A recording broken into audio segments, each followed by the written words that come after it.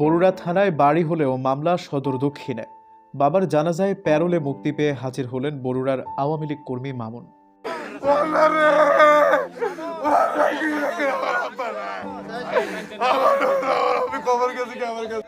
বাবার নিথর দেহের পাশে দাঁড়িয়ে অঝরে কাঁদছেন ছোট ছেলে মামুন।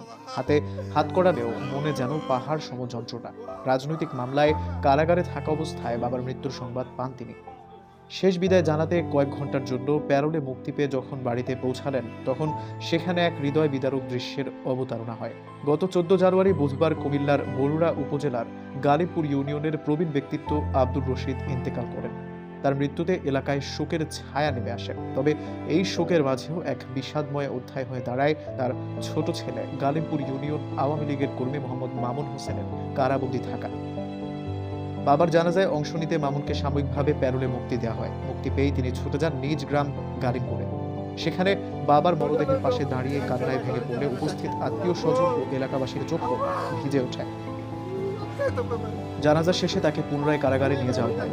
মামুনের বড় ভাই গালিবপুর ইউনিয়ন ছাত্রলীগের সাবেক সভাপতি মোহাম্মদ মাহবুবুর রহমান এই ঘটনাকে কেন্দ্র করে সামাজিক যোগাযোগ মাধ্যম ফেসবুকে একটি আবেগঘন পোস্ট দিয়েছেন। তিনি প্রশাসনের প্রতি তীব্র ক্ষোভ প্রকাশ করে দাবি করেন তাদের পরিবার রাজনৈতিক প্রতিহিংসার শিকার। ফেসবুক পোস্টে মাহবুবুর রহমান লেখেন, এই জুলুম, অত্যাচার, নির্যাতনের বিচার একদিন এই বাংলাদেশের মাটিতে হবে ইনশাআল্লাহ। আমাদের বাড়ি বরুড়া থানায়, অথচ আমাদের নামে মামলা হচ্ছে সদর দক্ষিণ ও কোতোয়ালি থানায়। শতভাগ মিথ্যা মামলায় আমি, আমার নাবালক ছেলে এবং আমার মেজ ভাই জেল খেটে জামিনে মুক্তি পেয়েছি।